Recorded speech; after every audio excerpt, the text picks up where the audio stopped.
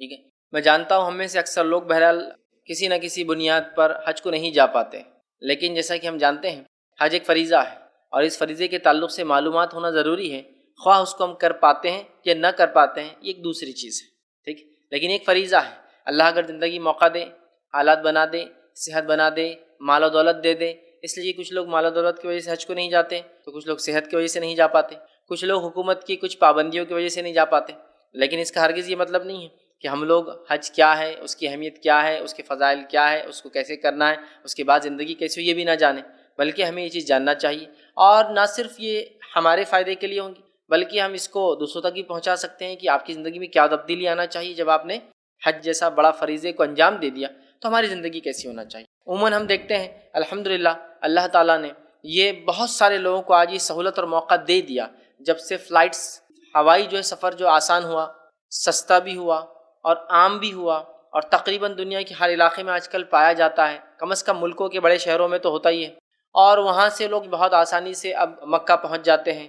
کسی زمانے میں حال یہ تھا کہ پانی کے جہاز سے جانا پڑتا تھا، واقعات وغیرہ آپ لوگوں نے سنے ہوں گے، پھر بمبئی لوگ جایا کرتے تھے، یا بمبئی کے آس پاس کے علاقوں میں جہاں جہاز اندر تک آ سکتا تھا وہاں لوگ جاتے تھے، اور پھر وہ مہینے بھر کا سفر کم ہوتے ہوتے 15 دن کا سفر ہوا، تو 15 دن مہینہ بھر اس جہاز میں سفر کرنا، بیماریاں، تکلیفیں، دکھ، موت، بہت ساری چیزیں وہاں بھی لگی تھی، لوگ مر جایا کرتے تو تدفین کا کوئی انتظام نہیں ہوتا تو پانی میں چھوڑ دیا جاتا، کیونکہ کوئی نظم نہیں تھا، اور 1 مہینے تک آپ لاش کو لے کر نہیں چل سکتے، ہے نا۔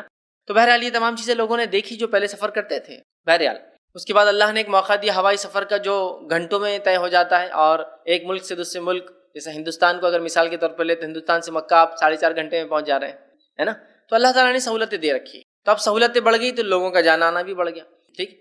تو یہ بات بھی جاننا ضروری ہو گیا کہ حج کے بعد ہماری زندگی کیسی ہو، ٹھیک۔ یہ بہت اہم چیز ہے یاد رکھیں، اس لیے کہ ہم بآسانی حج کر لیتے ہیں، بآسانی حج کر لیتے ہیں، لیکن ہم نے کتنی بڑی عبادت کو انجام دیا ہم نہیں سمجھ پاتے، اور بعد میں کنٹینیوٹی جس کو کہتے ہیں، وہ جو حج کر کے آئے، وہ جو توبہ کی، وہ جو رب کے سامنے گر گڑائے، وہ جو دعائیں اللہ سے مانگی، وہ جو مزدلفہ میں، وہ جو منی میں، وہ جو سعی میں، وہ جو طواف میں، وہ جو کچھ اعمال ہم نے کیے، جو اللہ کے ایک ہونے کا دعویٰ بہرحال ہم کرتے رہے، اور اس کے بعد ہم نے سنت نبوی کے مطابق اس حج کو پورا کیا، جسمانی مشقتیں اٹھائی، مالی مشقتیں اٹھا کر اپنے ملک سے جو ہم وہاں گئے، ہے نا، ساری چیزیں کی، لیکن آنے کے بعد اگر زندگی جیسی پہلے تھی ویسی اگر بعد میں رہی تو پھر حج کرنے کا سوال یہ فائدہ کیا ہوا؟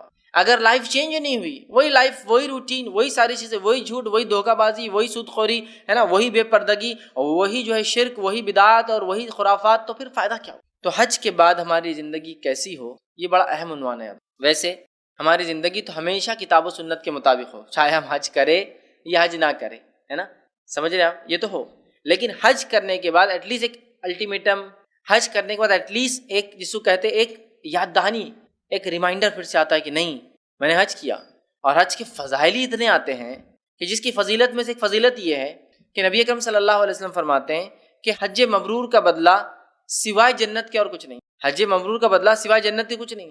جو شخص حج کر لیتا ہے اور ایسا حج کرتا ہے جس کو اللہ قبول کر لے، اس کی مثال ایسی ہے جیسا اس کی ماں نے اس کو ابھی پیدا کیا، مطلب وہ گناہوں سے پاک ہو جاتا ہے، اس کی مثال ایسی ہے جیسا اس کی ماں نے اس کو ابھی جنم دیا، ابھی پیدا کیا، جیسا انسان ماں کی کوکھ سے جب پیدا ہوتا ہے تو وہ سن لیس ہوتا ہے، بغیر گناہ کے ہوتا ہے، سمجھے آپ؟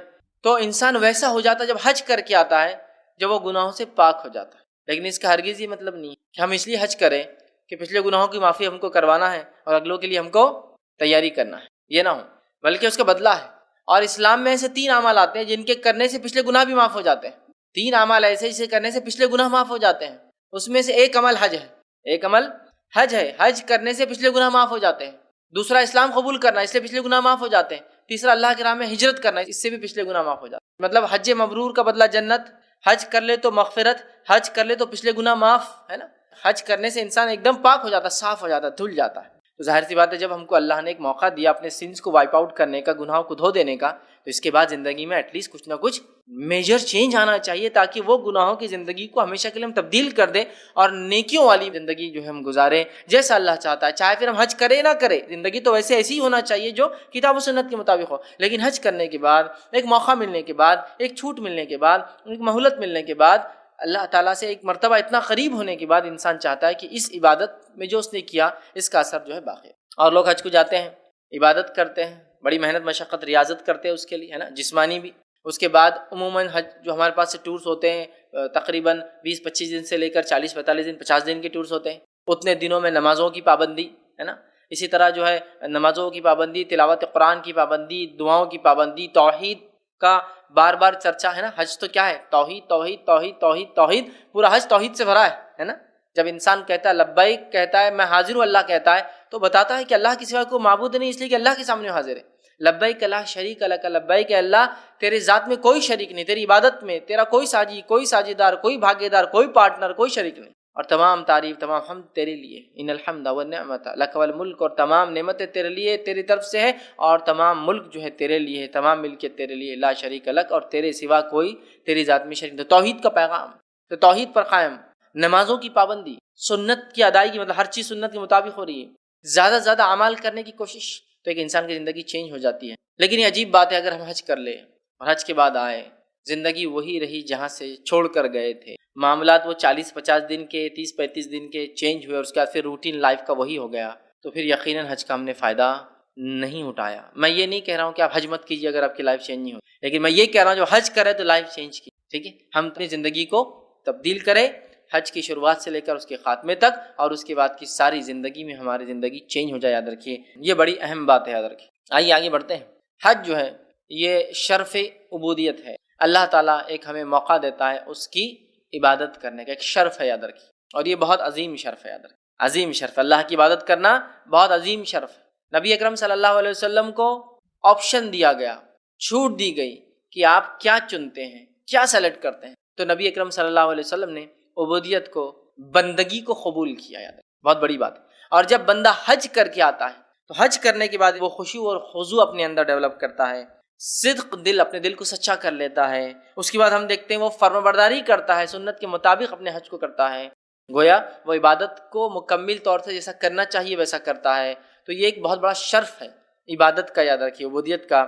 اور حج ایک بہت بڑا جو ہے شرف ہے انسان کو، جو رب کی بندگی کرنے کا بہرحال ملتا ہے۔ آئیے نبی اکرم صلی اللہ علیہ وسلم کو بھی جب یہ آپشن دیا گیا، اختیار دیا گیا، آپ کیا چنتے ہیں، دنیا اور اس کی جو ہے ملکیت چنتے ہیں یا ایک بندہ ہونا پسند کرتے ہیں، تو سنیے نبی اکرم صلی اللہ علیہ وسلم نے بھی عبادت کو پسند کیا رب کی، کتنا عظیم فریضہ ہے، کتنا عظیم عمل ہے، اللہ کی عبادت بہت عظیم چیز ہے، یاد رکھیے، اور حج ایک بہت بڑا مرکز ہے جس کو کہتے ہیں اللہ کی عبادت کا، یاد رکھیے، عبودیت کا۔ آئیے نبی اکرم صلی اللہ علیہ وسلم کے تعلق سے آتا ہے، یہ مسند احمد کی روایت ہے، اور جبرائیل علیہ السلام نبی اکرم صلی اللہ علیہ وسلم کے پاس حاضر ہوئے، حاضر ہونے کے بعد ایک فرشتہ جو ہے پیدا کیا گیا، جبرائیل علیہ السلام حاضر تھے، اور روایت میں آتا ہے کہ ایک فرشتہ پیدا کیا گیا، یہ کبھی زمین پر اس سے پہلے نازل نہیں ہوا تھا، ایک فرشتہ ایسا تھا جو پیدا کیا گیا تھا، لیکن پیدائش سے لے کر اب تک وہ کبھی بھی زمین پہ نازل نہیں ہوا تھا، اترا نہیں تھا۔ جب وہ فرشتہ آیا تو کہنے لگا نبی اکرم صلی اللہ علیہ وسلم سے، اے محمد صلی اللہ علیہ وسلم، مجھے اللہ تعالیٰ نے آپ کے پاس بھیجا ہے اور پوچھا ہے کہ آپ کو بادشاہ نبی بننا پسند ہے یا بندہ اور رسول بننا پسند ہے؟ آپ کو بادشاہ نبی بننا پسند ہے، مطلب نبی تو آپ ہے لیکن بادشاہت کے ساتھ، یا آپ بندہ اور رسول بننا پسند کرتے ہیں؟ جبرائیل علیہ السلام نے آپ صلی اللہ علیہ وسلم سے کہا، اے محمد صلی اللہ علیہ وسلم، اللہ کے سامنے تواضع سے کلام لے، یا تواضع سے کلام کرے، عاجزی اختیار کرے، چونکہ اب آپ کو آپشن دیا جا رہا ہے، اختیار دیا جا رہا ہے کہ آپ کو نبی اور بادشاہ نبی بننا ہے یا بندہ اور نبی بننا ہے، کیا آپشن ہے آپ کا؟ تو تواضع اختیار کیجئے۔ تب جو ہے نبی اکرم صلی اللہ علیہ وسلم فرمایا، کہا بل ابدر رسولاً، تو آپ نے فرمایا میں بندہ اور رسول بننا پسند کرتا ہوں، میں بندہ، ہے نا، عبودیت کو اختیار کرتا ہوں، بندہ بننا پسند کرتا ہوں اور رسول بننا پسند کرتا ہوں۔ تو عبودیت، بندگی، عبادت بڑی اہم چیز ہے جو بندہ اپنے رب کی کرتا ہے، یاد رکھیے۔ اور حج خاص طور سے ایک بہت بڑا مرکز ہے جہاں لوگ جاتے ہیں، مال خرچ کرتے ہیں، صحت اور توانائی اس میں لگتی ہے، وہاں جا کر رب کی عبادت کرتے ہیں جیسا اس کے نبی نے بتایا، ان طریقوں سے حج کرتے ہیں، وہ چیزیں پڑھتے ہیں، وہ دعائیں کرتے ہیں، وہاں رکتے ہیں، وہاں چلتے ہیں، کہیں تیز چلتے ہیں، کہیں آہستہ چلتے ہیں، جیسا بتایا گیا مطلب ہر چیز کو ویسا کرنے کی کوشش کرتے ہیں، مطلب وہ توحید کے ساتھ ساتھ سنتوں کو اختیار کرتے ہیں، اور اپنے حج کو یا عمرہ کہہ لیجیے، عام زبان عمرے کو بھی لوگ جاتے ہیں تو عمرے میں بہت سارے وہ اعمال ہیں، اس عمل کو پورا قرآن و سنت کے مطابق کرنے کی کوشش کرتے ہیں، یاد رکھیے۔ تو جب ہم بندگی اختیار کرتے ہیں، یاد رکھیے یہ ایک بہت بڑا مقام ہے، یہ ایک بہت بڑا مقام ہے، اس چیز کو ہم یاد رکھیں۔ اور حج ایک بڑی عظیم عبادت ہے، حج خاص طور سے یاد رکھیے ایک اللہ تعالیٰ کی جو ہے بڑی عظیم عبادت ہے، جب اللہ نے جہاں کہا اس مقام پر ہم پہنچتے ہیں، ہے نا، جہاں سے نیت کا حکم ہے وہاں سے نیت کرتے ہیں، اس کی حدود میقات باندھی گئی ہے، اس کے بعد ہم آگے بڑھتے ہیں۔ لوگ دنیا بھر سے پتہ نہیں کتنی زبانیں بولنے والے آتے ہیں، اپنے سلے ہوئے کپڑوں کو نکال دیتے ہیں اور بغیر سلے ہوئے کپڑوں کو اختیار کر لیتے ہیں، گویا کپڑوں کو نکال کر ہم ایک طرح سے پچھلی زندگی کو تبدیل کر دیتے ہیں، یاد رکھیے۔ تو سلے ہوئے کپڑے نکال دیے جاتے ہیں، اللہ کی توحید کا انسان جو ہے گن گاتا ہے، مطلب لبیک اللہم لبیک لبیک لا شریک، تو توحید کو وہ بیان کرتا ہے نا، جو استطاعت و طاقت رکھتا ہے۔ لوگ تیزی سے بیان کرتے ہیں، ہلو پڑھتے ہیں، جن کو استطاعت نہیں آہستہ پڑھتے ہیں، ہے نا، لوگ بیان کرتے ہیں۔ جہاں جہاں جیسے رکنے کا حکم دیا گیا وہاں وہاں ویسے ویسے اتنی دیر کے لیے رکتے ہیں۔ جو جو اعمال وہاں بتائے گئے اور جیسے جیسے بتائے گئے ان اعمال کو ویسے ویسے کرنے کی ہم کوشش کرتے ہیں۔ اسی طرح مینا میں جاتے ہیں، ہے نا، اور حاجی آنسو بہاتے ہیں کہ اللہ تعالیٰ ان کی مغفرت کر دے، اور اللہ تعالیٰ بھی عرفہ میں جو لوگ رکے ہیں، یاد رکھیے، ان کے طرف حدیث میں روایت میں آتا ہے کہ جو لوگ عرفہ مطلب میدان عرفات میں جمع ہوتے ہیں، یاد رکھیے، عرفہ کی طرف دیکھتا ہے جو لوگ اہل عرفہ ہوتے ہیں اور کہتا ہے کہ تم لوگ کیا کہتے ہو ان کے بارے میں جن لوگوں کو میں نے معاف کر، ہے نا، تو آنسو بہاتے ہیں، رب سے دعائیں کرتے ہیں، گر گڑاتے ہیں، بھیک مانگتے ہیں، دعائی مانگتے ہیں، ٹھیک ہے، اور جیسا نبی اکرم صلی اللہ علیہ وسلم بتا بالکل مکمل طور سے ویسے اپنے حج کو کر کے واپس بہرحال اپنے جو ہے گھر تشریف لاتے ہیں، یاد رکھیے، مطلب واپس لوٹتے ہیں۔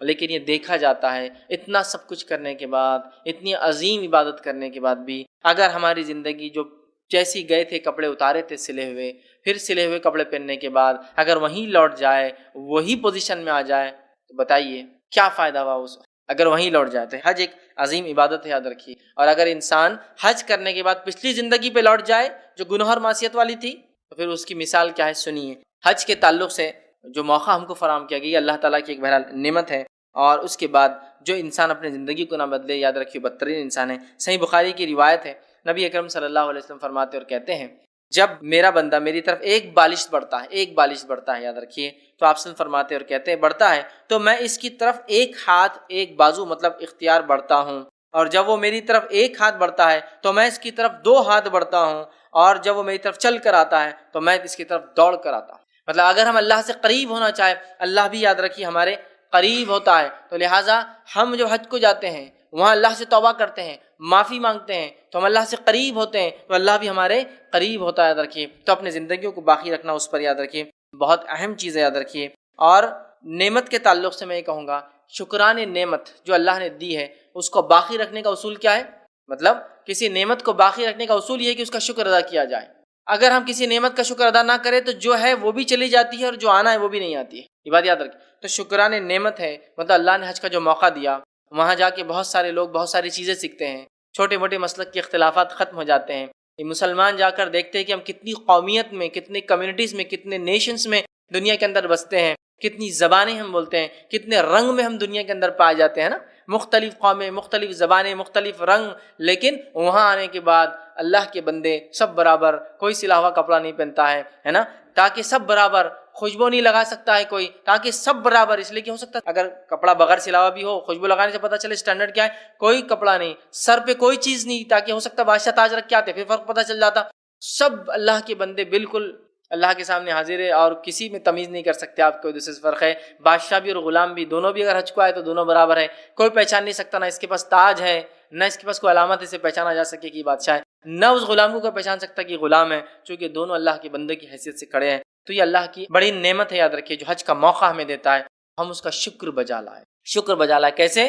اس حج سے سیکھے ہوئے سبق کو باقی رکھ کر، اس حج میں کیے ہوئے اس توبہ پر عمل کر کے، اور حج سے پہلے کی زندگی اور اس کے بعد کی تبدیلیوں کے ذریعے یاد رکھیے کہ پہلے اگر معصیت اور گناہوں میں زندگی تھی تو اب میری لائف چینج ہو چکی ہے۔ یہ بڑی اہم بات ہے، یاد رکھیے، اس کو سمجھنے کی ہمیں جو ضرورت ہے۔ اللہ رب العزت سورہ نحل سورہ نمبر 16 اور آیت نمبر 53 میں فرماتا اور کہتا ہے، وَمَا بِكُم مِّن نِعْمَةٍ فَمِنَ اللَّهِ، جو نعمتیں تمہیں حاصل ہے وہ سب اللہ کی دی ہوئی ہے، اللہ کی دین ہے، یاد رکھیے۔ اور دوسری جگہ سورہ نحل میں ہی اللہ نے فرمایا آیت نمبر 18 میں، وَإِن تَعُدُّوا نِعْمَةَ اللَّهِ لَا تُحْصُوهَا إِنَّ اللَّهَ غَفُورٌ رَحِيمٌ، اللہ فرماتا اور کہتا ہے، اور اگر تم اللہ کی نعمتوں کو شمار کرنا چاہو تو نہیں کر پاؤ گے، بے شک اللہ بہت بخشنے والا اور بڑا مہربان ہے۔ تو اللہ کی عظیم نعمت ہے، یاد رکھیے، جو اس نے حج کا ہمیں موقع دیا۔ جب ہم حج کرتے ہیں تو اللہ سے حسن ظن رکھے، اچھا گمان رکھے کہ اللہ نے ہمیں معاف کر دیا ہوگا، ہمارے گناہوں کو بخش دیا ہوں گا اور ہماری زندگی انشاءاللہ سب تبدیل ہو جائیں گی. تو اللہ سے اچھا ظن رکھے، اس لیے کہ صحیح بخاری کی روایت ہے، نبی اکرم صلی اللہ علیہ وسلم فرمایا اور کہا، میں اپنے بندے کے اپنے بارے میں کیے گئے ظن گمان کے مطابق پورا اترنے والا ہوں. بندہ میرے تعلق سے جو گمان رکھتا ہے کہ میرا رب اچھا انشاءاللہ فیصلہ کرے گا، تو ہمارا رب بھی ہمارے گمان کے مطابق اترتا ہے. اسی لیے بولتے ہیں کہ ہم نے پہلے سوچ لینا چاہیے نہیں ہوں گا فلاں ہوں گا. ہم اچھا گمان رکھے، رب العزت دیکھے پھر ہمارے ساتھ ویسا ہی گمان جیسا ہم کرتے ہیں ویسا ہی ہمارے ساتھ کرتا ہے. عمل یاد رکھیے. تو لہٰذا جب ہم نے حج کیا، اللہ سے توبہ کی، اچھا گمان رکھے، اللہ نے ہمارے پچھلی زندگی کو معاف کر دیا اور انشاءاللہ عزیز اب ہماری زندگی چینج ہو جائیں گی. صحیح مسلم کی روایت ہے، نبی اکرم صلی اللہ علیہ وسلم فرمایا کہا، تم میں سے کوئی شخص بے یقینی کی حالت میں نہ مرے بلکہ اللہ سے مکمل حسن ظن رکھتا ہوا وہ مرے. مطلب کوئی شخص ایسی حالت میں نہ مرے کہ اللہ سے یقین نہ ہو کہ وہ معاف کرے گا، بے یقینی سے نہ، بلکہ حسن اچھا ظن گمان، اچھا گمان رکھتے ہوئے جائے. لیکن یاد رکھیے ایمان دو چیزوں کے بیچ میں، ایک اللہ سے امید اور دوسرا خوف. جہاں حسن ظن ہے کہ رب معاف کر دیں گا، وہیں خوف بھی اگر نہ کرے تو. لیکن بندہ حسن ظن رکھے، یاد رکھے اپنے رب سے. کوئی شخص ایسی حالت میں نہ مرے کہ رب کے تعلق سے وہ غلط ظن رکھتا تھا. حسن ظن رکھتے ہوئے یاد رکھیے انتقال بھی اور موت بھی آئے تو حسن ظن کے ساتھ یاد رکھے. اسی طرح مسند احمد کی روایت ہے، نبی اکرم صلی اللہ علیہ وسلم فرمایا، اللہ کے ساتھ حسن ظن رکھنا بھی حسن عبادت ہے. اللہ کے ساتھ اچھا گمان رکھنا بھی یہ حسن عبادت ہے. یاد رکھیں ایک اچھی عبادت ہے. ٹھیک ہے. تو لہٰذا جب ہم نے حج کیا، حسن ظن رکھے، رب العزت نے ہماری اس عبادت کو قبول کیا ہوں گا اور انشاءاللہ عزیز ہمیں جو ہے معاف کیا ہوں گا، ہماری جو ہے مغفرت کی ہوں گی. اب جو ہے جو عبادتیں ہم نے حج میں کی تھی اس کا تحفظ بعد حج کے ہم کریں، اس کو ہم سیف گارڈ کریں. جو عبادتیں حج میں کی اس کو ہم حج کے بعد بھی باقی رکھیں. اب آپ کہیں گے حج میں خاص عبادت کیا ہے؟ جو خاص عبادتیں ہیں وہ تو بعد میں ہوتی نہیں ہیں، جیسے کہ طواف، سعی، وہ تو موقع نہیں میں کرنے کا ہے نا، وہ تو وہیں ہوں گا. پھر کیا ہے حج کے بعد عبادتوں کا جو میں تحفظ کہہ رہا ہوں وہ یہ ہے کہ حج میں ہم نمازوں کے پابند تھے، اب حج کے بعد بھی نمازوں کی پابند ہو. ایسا نہ ہو جیسا رمضانی معاملہ ہمارا چل رہا ہے، رمضان ہے تو نمازوں کی پابندی شروع، رمضان ختم تو نمازوں کی پابندی ختم. یقیناً میں آپ پہ الزام نہیں لگا رہا ہوں، لیکن یہ عموماً دیکھا جاتا ہے. رمضان میں مسجدیں کتنی بھری ہوئی ہوتی ہے اور غیر رمضان کتنی ہوتی ہے، اس سے ہم اندازہ لگا سکتے ہیں. عید کو کتنی بھری ہوتی ہے اور جمعہ کو کتنی بھری ہوتی ہے، اور غیر عید اور غیر جمعہ کو کتنی بھری ہوتی ہے، آپ اس سے اندازہ لگا سکتے ہیں. ٹھیک ہے. تو یہ بڑی اہم چیز ہے، یاد رکھیے اہم چیز ہے. یقیناً میں نہیں کہہ رہا ہوں سارے دنیا میں لوگ ایسے ہوتے ہیں، بلکہ دنیا کے ایسے ممالک بھی ہیں. اگر آپ نے سوڈان کا نام سنا ہوگا، افریقہ کا ایک ملک ہے، ان لوگوں کے تعلق سے خصوصیت یہ ہے، اور لوگوں نے مجھے بتایا اس کی، کئی لوگوں نے گواہی دی، خصوصیت یہ ہے نماز اور عبادت کے بڑے پابند ہوتے ہیں. اگر ان کو نماز کو وقت دے دیا جائے تو بولتے باقی کچھ بھی نہیں ہونا. پھر دنیا کے پیچھے بھاگنے والے لوگ نہیں ہیں. بہت عجیب معاملہ ہے، نمازوں کی اتنی پابند کہ لوگوں نے یہ سچے واقعات بتائے کہ جمعہ میں جتنا رش ہوتا ہے فجر میں بھی اتنا ہی ہوتا ہے. ایسی بھی قومیں ہیں کچھ، کیونکہ ان کو یہی ہے، بولتے 5 وقت کی نماز اور روٹی مل جائے کھانے کی، اس کے علاوہ کچھ نہیں چاہیے، ان کو پرواہ نہیں کرتے باقی دن. تو ایسی بھی قومیں ہیں جہاں فجر اور جمعہ میں رش ایک جیسا ہوتا ہے، ایسے بھی ہے. لیکن ہندوستان کا حال کیا میں بول سکتا ہوں، جس ملک میں رہتا ہوں، کہ حالت یہ ہے کہ جب رمضان آتا ہے تو میں سمجھتا ہوں اگر 100 اٹینڈنس لگتی ہے تو غیر رمضان وہ 5 to 10 کے بیچ میں چلی جاتی. مطلب جہاں رمضان میں فجر میں بھی آپ کو جگہ نہیں ملیں گی نماز کے لیے، یعنی غیر رمضان آپ کو شاید 1 صف یا 2 میں ہو جائے، پبلک فل ہو جاتی ہے. تو اسی لیے میں کہہ رہا ہوں ٹھیک. تو عبادتیں ہم نے کی تو کیسا نہ ہو بعد حج کے ہم یہ سوچے کہ اب تو اللہ نے قبول کر لیا ہوں، حج معافی ہو گئی، اب نیا اکاؤنٹ کھولتے گناہوں کا. پھر نہیں، اب میں جیسا نمازوں کی پابندی کر رہا تھا یہاں آنے کے بعد بھی نمازوں کی پابندی کرنے لگوں. جیسا حج میں نے ہر عمل سنت کے مطابق کیا، ایک چیز کو بھی آگے پیچھے نہیں کیا، 7 طواف کے بدلے 8 نہیں کیا، اس لیے کہ میں جانتا ہوں 7 طواف کے بدلے اگر 8واں کر لوں نا تو گناہ میں شمار ہو جائیں گے. حالانکہ طواف ہے لیکن گناہ میں شمار ہوں گا. جس عمل کو نبی نے نہیں کیا اور نہیں بتایا وہ کام نہیں کر سکتا، بلکہ اس کے اندر بھی رمل ہو سکتا ہے. تو ابھی چونکہ رج بہت ہوتا ہے تو رمل مشکل، رمل سمجھتے ہیں آپ تھوڑا تیز چلنا. کیوں؟ اس لیے کہ نبی اکرم صلی اللہ علیہ وسلم کے زمانے میں جب آپ کو عمرے کا موقع نہیں دیا گیا، حدیبیہ ہوئی کہ اگلے سال آنا، اگلے سال جب گئے تو لوگوں نے کہنا شروع کیا، ارے یہ مسلمانوں کو تو مدینے کی آب و ہوا نے، مدینے کی آب و ہوا یاد رکھیں یثرب بہت بیماریاں ہوتی تھیں وہاں، مدینے کے بخار نے ڈھیلا کر دیا ان کے جسموں کو. تو تب نبی اکرم صلی اللہ علیہ وسلم نے کہا ہم رمل کریں گے، تیز چلیں گے تاکہ انہیں پتہ چلے ہم کمزور نہیں ہوں. عمر ابن خطاب رضی اللہ عنہ نے فرمایا رمل تو ہم نے مشرکوں کو دکھانے کے لیے کیا تھا. رمل تو مطلب آپ کی زندگی کے بعد جب وہ خلیفہ تھے ایک دن کہنے لگے رمل تو ہم نے مشرکوں کو جب بتایا تھا ہم کمزور نہیں ہیں، لیکن ہم آج بھی رمل کریں گے، اس لیے کہ ہمارے نبی نے کیا تھا، وجہ جو بھی تھی، لیکن آج رمل کریں گے. تو موقع جس کو ابھی موقع نہیں ملتا رج بہت ہوتا ہے، لیکن ملے تو ضرور کریں، ہے نا. تو گویا جہاں ہم نے عبادتیں کی، فرائض کا اہتمام کیا، وہیں ہر عمل کو من اور ان، جو کا تو، اپ ٹو دا ڈاٹ جس کو بولیں گے، فل اسٹاپ تک ہم نے سنت کے مطابق.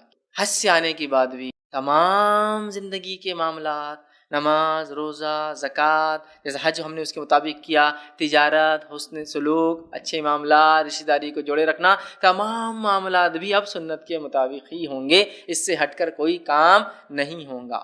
یہ ہم معمول بنا لیں زندگی۔ واپس آ رہے ہیں نا، عبادتیں کی باقی رکھی ہے نا، وہاں جیسا ہر چیز تحقیق کی، پوچھی، دلیل پوچھی، ریفرنس پوچھا، لکھا ہوا تھا تو عمل کیا، آنے کے بعد بھی زندگی ویسی چینج ہو، ہر چیز کو دیکھا جائے، پرکھا جائے، جانچا جائے۔ ہمارے سماج میں ہو رہا ہے، ہمارے بڑے کہتے ہیں، خاندان میں چل رہا تھا، نہیں، اگر کام کتاب و سنت میں تو ٹھیک، ورنہ ہم یہ نہیں۔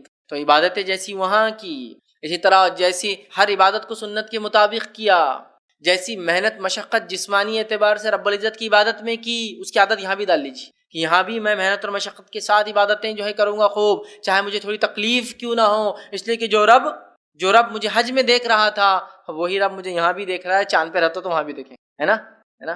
ہم لوگ جس رب کی عبادت کرتے ہیں، وہ رب ظاہر سی بات ہے غافل نہیں ہے، وہ جانتا ہے ہمارے اعمال، چاہے رمضان میں ہو غیر رمضان ہو، اعمال دیکھ رہا ہے۔ بہت سارے لوگ صرف رمضان میں عبادت کرتے ہیں تو رمضان کی رب کی عبادت کر رہے ہیں، لیکن ہم رب العزت کی عبادت کرتے ہیں جو 365 دن، جو اس اعتبار سے، یا چاند کے 355 دن یاد رکھیے، ساری چیزوں کا رب ہے، صرف رمضان کا رب نہیں جو خوش کر دیا جائے اور بعد میں 11 مہینے جو چاہے کرو، نہیں، اس کا حکم ہے کہ زندگی بھر نماز قائم کیے جب تک کہ موت نہ آ جائے، ہے نا۔ قرآن نے کیا کہا؟ جب تک کہ موت نہ آ جائے نماز قائم کرو، ٹھیک ہے۔ تو بہرحال اس چیز سے منع ہے۔ تو عبادت میں جیسا وہاں تحفظ کیا تھا، محفوظ رکھا تھا، سنت کے مطابق کیا تھا، آنے کے بعد ہی محنت اور مشقت، لگن، خشوع اور خضوع کے ساتھ ویسی عبادتوں کو جاری رکھے، یاد رکھیے۔ اور وہ آدمی جو حج کو جائے اور آنے کے بعد زندگی نہ بدلے، جو حج کو جائے آنے کے بعد عبادتوں کو قائم نہ رکھے، جو حج کو جائے اور وہاں رب سے وعدے کرے اور آنے کے بعد توڑ دے، ہے نا۔ زندگی جب انسان چینج کرتا ہے، اللہ میرے گناہ معاف کر، تو میں وعدہ کر رہا ہوں اللہ اب گناہ نہیں کر، توڑ دے، اس آدمی کی مثال سورہ نحل سورہ نمبر 16 اور اس کی آیت نمبر جو ہے 92 کے اندر اللہ نے ایک مثال دی، وہ آدمی کی مثال ایسی ہی ہو جائیں گی،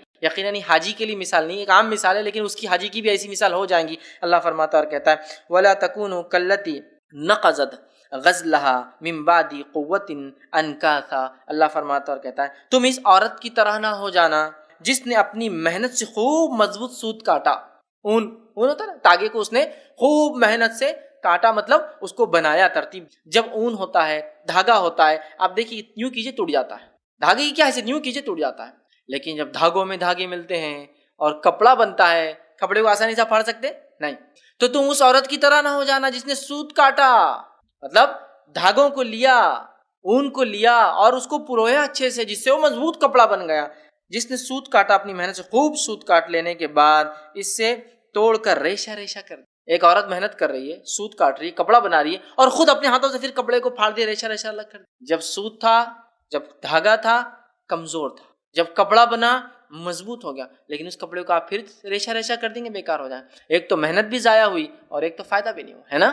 تو کہیں عورت کے ایسا نہ ہو جائے ہمارے اعمال بھی جو محنت سے سوت کاٹتی ہے اور اس کے بعد خود اپنے ہاتھ سے ریشہ کر دیے۔ تو ہم اللہ کے پاس جا رہے ہیں، عبادت کر رہے ہیں، حج کر رہے ہیں، معافی مانگ رہے ہیں، توبہ کر رہے ہیں، استغفار کر رہے ہیں، اس کے ایک ہونے کا دعویٰ کر رہے ہیں، ہندوستان آ کے پھر وہی حال، وہی شرک، وہی بدعت، وہی خرافات، وہی سنت کے خلاف مخالفت میں کام، وہی عبادتوں کو چھوڑنا، وہی غفلت، وہی معاملات میں برائی، وہی سود خوری، وہی حرام خوری، مطلب کھانے میں کوئی تبدیلی، وہی بے پردگی، پھر فائدہ کیا ہوا؟ فائدہ کیا ہوا پھر اس کا؟ تو کہیں اس عورت کی ایسا نہ ہو جائے جس نے محنت سے تاگا بنا، مطلب اعمال کو سدھارے ہم نے، بعد میں پھر اپنے ہاتھ سے ریشہ ریشہ کر دیا۔ ویسا نہیں ہونا چاہیے۔ یاد رکھیں ہماری زندگی ایک بدلی ہوئی زندگی، ورنہ ایسا انسان بیوقوف کہلائے گا جس کو موقع ملے اور اس کا وہ فائدہ نہ اٹھائے۔ یاد رکھیے اب حج کے بعد ایک نیا صفحہ حیات، ایک لائف کا نیو چیپٹر ہم اوپن کریں اپنے ملک آ کر۔ ہم جہاں سے بھی گئے، جس ملک سے ہم پہنچے حج کے لیے، آنے کے بعد ہماری لائف کا ایک نیو چیپٹر کھل جائے، ایک ہماری زندگی ایک دم چینج ہو۔ آپ ورق پلٹاتے ہیں، ایک ورق پہ آپ نے لکھا، کبھی مسٹیکس ہوتی ہے آپ نے کاٹا، لیکن جب آپ پیج کو پلٹا دیتے ہیں ایک نیا پیج شروع ہو۔ تو بس حج کے بعد زندگی جو ہے ایک نئے سرے سے ہماری شروع ہو۔ یاد رکھیے نئے صفحہ حیات کی ہم ابتدا کریں، یاد رکھیے حج کے بعد، اور خوب وہ اعمال جو حج میں کیے تھے ان کو باقی رکھے غیر حج میں بھی، اور وہ ساری چیزیں جو محنت اور مشقت، لگن، اخلاص کے ساتھ ہم نے کی تھی ان تمام چیزوں کو بھی کریں۔ یہ الگ بات ہے کچھ لوگ حج کو بھی جاتے ہیں تو وہاں بھی خرافات اور بدعتیں کرتے ہیں۔ میں اپیل کروں گا لوگوں سے، جب حج کو جاتے ہیں حج کیسے کرنا ہے، کیا کرنا ہے، یہ پڑھ کر جائیں میرے بھائیوں، ورنہ میں نے لوگوں کو دیکھا، لوگ 2-2 لاکھ، 3-3 لاکھ، 4-4 لاکھ، 5-5 لاکھ روپے حج کو جانے کے لیے بھرتے ہیں۔ الگ الگ ممالک میں قیمتیں بدلتی ہے پیسے کی، تو اس میں بھی معاملہ بہت آگے پیچھے ہو جاتا ہے. کچھ ممالک میں تو 6-7 لاکھ بھی لگ جاتے ہیں، چونکہ ان کا پیسہ ہم سے کم ہوتا ہے، لوگ جاتے ہیں. لیکن وہ عمل کو کیسا کرنا ہے اس پہ کوئی محنت نہیں ہوتی جتنا محنت اس کے جانے اور آنے کے لیے ہوتی. جتنی محنت اس سے پہلے دعوت ضیافتیں لینے میں اور آنے کے بعد دینے میں ہوتی، جتنی محنت اور مشقت وہ کیا ہے جانماز، وہ ایک ڈبی جس میں پانی بھرا ہوا ہوتا ہے، وہ کھجور، ایک ٹوپی، اور ایک وہ جو تسبیح کے لیے محنت ہوتی ہے نا، اتنی محنت ہی بعد میں جو ہے یا جانے سے پہلے اس عمل کو کرنے کے پیچھے نہیں ہوتی کہ کیسا کرنا ہے. بلکہ میں تو یہاں تک دیکھا ہے لوگوں کو کہ 2-2 لاکھ روپے بھرتے ہیں اور 200 روپے کی کوئی کتاب جو حج کا طریقہ سکھاتی ہے وہ لینے کی ان کی حیثیت نہیں نظر آتی. ارے نہیں کہاں اتنا پیسہ لگا رہے، تو وہ تو ایک الگ ہی مسئلہ ان لوگوں کا. لیکن جو لوگ سمجھتے ہیں ان کے لیے ضروری اپنی لائف کو چینج کریں، ایک نئے صفحے کا آغاز کریں، ایک نیو لائف ہو یاد رکھیے، اور لوگ سمجھ جائے کہ واقعی میں اس شخص نے حج کیا، اس کی زندگی بدل گئی. اس لیے کہ حج کرنے سے انسان کی مثال ایسی ہے جیسا اس نے ماں کے پیٹ سے آج جنم لیا، پیدا ہوا، اس کے گناہ معاف ہوتے. اور حج کا بدلہ جنت کے سوا کچھ نہیں ہے. حج مبرور کا بدلہ مغفرت ہے، انسان کی جنت ہے. تو ہم اس عمل کو سنت کے مطابق جیسا وہاں کرتے ہیں تو اپنی زندگی کو ہم چینج کر دیں، یاد رکھیے. اور حج کا ایک سب سے بڑا پیغام جو حج میں ہوتا ہے، یاد رکھیے، وہ حج کا پیغام کیا ہے؟ توحید. یہ توحید سب سے بڑا پیغام ہے حج کا، یاد رکھیے، ہے نا.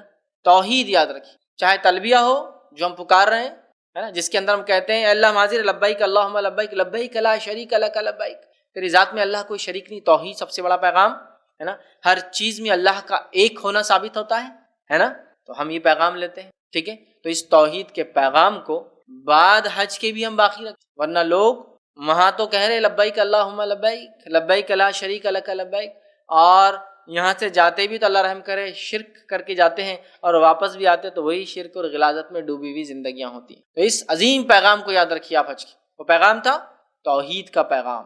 جو حج سے ایک پیغام ہمیں ملتا ہے وہ یہ ہے بھائی چارگی کا پیغام. بڑا عظیم پیغام، بھائی چارگی کا پیغام، ہے نا. آپ کا پڑوسی جو پتہ نہیں کس ملک کا تھا، پتہ نہیں کون سی زبان بولتا تھا، لیکن اللہ کے لیے آپ نے اس کی خطائیں معاف کی، اس کی غلطیاں معاف کی، اس نے کچھ کہہ دیا آپ نے معاف کیا، اس کی آپ نے مدد کی، اس کو جو چاہیے تھا آپ نے دیا. یہی تو بھائی چارگی حج نے سکھایا. کیوں وہاں سے آنے کے بعد اس پیغام اور اس میسج کو ہم بھول جاتے ہیں، ہے نا. پھر وہی سب معاملہ زندگی کا ہو جاتا ہے. تو توحید ایک عظیم پیغام حج ہمیں دیتا ہے جس کو کبھی نہیں بھولنا چاہیے. یاد رکھیے، ہم نے زندگی ہماری بدل جانا چاہیے. ہم توحید کے جو پیغام کو وہاں سے لے کر آتے ہیں، صرف آ کر اپنے آپ رکنا نہیں ہے، اس پیغام کو زندگی میں عمل میں لانا ہے، اور اپنے خاندان، رشتہ دار، دوست، احباب، شہر، محلہ اور بستی تک ان کے لوگوں کو بھی اس پیغام کو توحید کے پہنچانا ہے میرے بھائی، ہے نا. لیکن آج حج سے آنے کے بعد جو کچھ تذکرے ہوتے ہیں وہ کیا ہوتے ہیں؟ تم کہاں رکے تھے؟ میں کہاں رکا تھا. تم کون سے سن میں گئے؟ میں اس سن میں گیا. اس سن میں وہ روڈ بنی تھی کیا؟ وہ پہاڑ موجود تھا کیا؟ وہ خندق، وہ گفا بنی تھی کیا؟ یہاں گڈھا کھودا ہوا تھا کیا؟ وہ ٹاور بنا ہوا تھا کیا؟ یہی ڈسکشن. وہ توحید کا پیغام، وہ سنتوں پہ جو ہم نے عمل کیا، وہ عبادتوں اور ریاضتوں میں جو ہم نے وہاں کوشش کی، کیا ہم باقی ہے اس پر آج بھی؟ وہ ٹاور رہیں گا نہیں رہیں گا، وہ پہاڑ تھا نہیں تھا، وہ خندق بنیں گی یا ختم ہو جائیں گی کا الگ مسئلہ. لیکن جو میسج تھا بھول. دیکھیے آپ، وہ جو توحید آپ نے بول بول کر، چلا چلا کر آپ نے کیا کہ تیرے ذات میں کوئی شریک نہیں، کیا اس سندیش، اس پیغام، اس میسج کو آپ نے لوگوں تک پہنچایا آنے کے بعد؟ کیا وہ وہیں کے لیے تھا، دفن کر کے آ گیا وہیں اس پیغام کو؟ اب تو میں اس پیغام کو توحید کے لے کر جب میں واپس آیا ہوں اس کو پھیلانے والا. جس تلبیہ کو آپ پڑھتے ہیں کوئی معمولی چیز ہے جس کا حکم دیا گیا آپ کو؟ یہ یاد دلایا گیا کہ تم توحید پر قائم رہنے والی قوم ہو، تمہیں توحید پر قائم رہنا ہے، مرتے دم تک توحید پر قائم رہنا ہے. یہ پیغام لے کر ہی تم حج پر آ کر پڑھتے ہو، اسی پیغام کو جا کر انسانیت تک تم واپس پہنچا، ہے نا. آپ سمجھ رہے ہیں؟ تو کتنی بڑی بات ہے. لیکن ہمارے پاس جو کچھ یاد ہوتا ہے، دیکھیے آپ سب کیا ہے، یہی ساری چیزیں ہیں باقی. کہ یہی چیزیں باقی ہیں کہ ہم جس سے یاد کریں حج کو، ان کھجوروں سے، وہ پانی سے، ان تسبیحات سے، ان توغروں سے، ان جانمازوں سے، یا ان کپ اور سوسر جو ہاں سے لا رہے چائے کی، یہ پہلے حج میں لایا تھا، دوسرے بار گیا تو لایا تھا، تیسرے عمرے کا، یہ پانچویں فلاں کا ہے، یہ باقی رہ گیا. وہ عبادتیں، وہ اعمال وہاں جو کیے، ایک ایک چیز پر غور کیجیے، ایک ایک چیز پر غور کیجیے، اور اپنی باقی زندگی میں نافذ کیجیے ان چیزوں کو جو وہاں سے سیکھ کر آئے، جس میں سب سے اصل چیز توحید کا پیغام تھا. اور خاص طور سے آج کے اس مادہ پرست دور میں جب ہم اس بہترین ماحول سے باہر نکلتے، حج کا جو ماحول، جب نکلتے ہیں اور اپنے ملکوں میں واپس آتے ہیں، پھر وہی ساری بے دینی ہمارے زندگی میں ہم دیکھتے گھس جاتی ہے. وہی ساری بے دینی، وہی سارے افکار، وہی ساری باطل چیزیں، وہی ساری برائیاں، وہی ساری حرام چیزیں، وہی ساری جس کو ہم بولتے ہیں نا، جو پہلے زندگی تھی وہی زندگی ہم لے کر آئے. تو باز آنا ضروری ہے، لائف چینج کرنا ضروری ہے. یہ حج ایک اچھا زرین موقع تھا، پتہ نہیں اس کے بعد اللہ دیں گا یا نہیں.